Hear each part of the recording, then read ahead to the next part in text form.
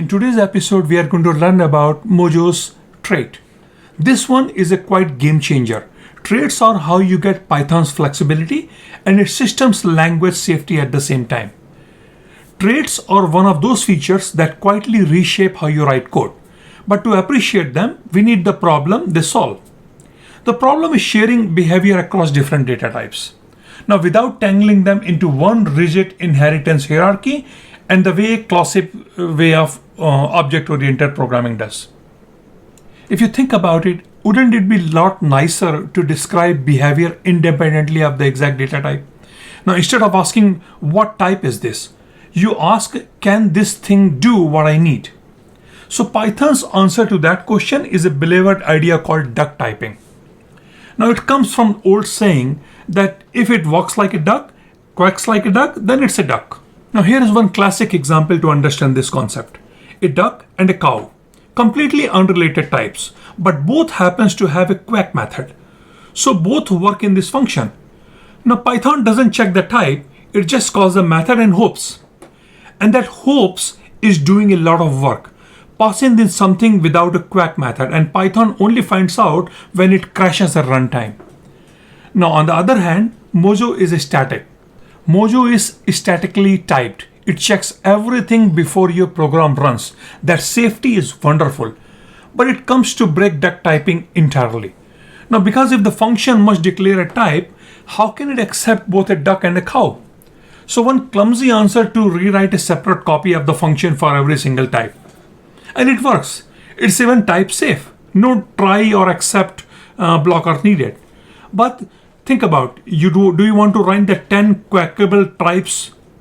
Would mean 10 different copies? And so there has to be a better way. A trait is that better way. Think of trait as a contract. It lists a set of methods a type must provide. There are 3 steps to define the trait. First, you define the trait. It looks like a struct, but the method body is just 3 dots. 3 dots means this method is required, but not implemented here. So the trait doesn't do the work itself. It just states the requirement. Every conforming type must supply its own quack. Second, make your types conform. A struct does that by listing the trait in parentheses after its name. So both our types already have a quack. So we just promise it.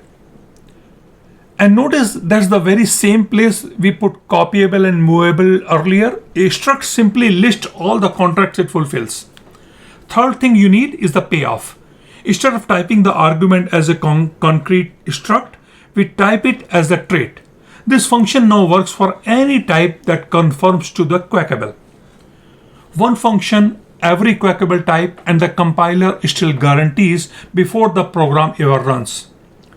And that what you hand it really can quack. You can define that behavior which works on different type of data types.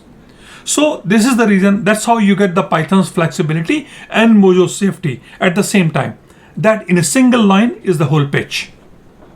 That was just the basic idea. Traits can go further and provide a default implementation. Here a robot confirms but writes nothing. So it inherits the default greeting. A human confirms and override with its own, flexible either way.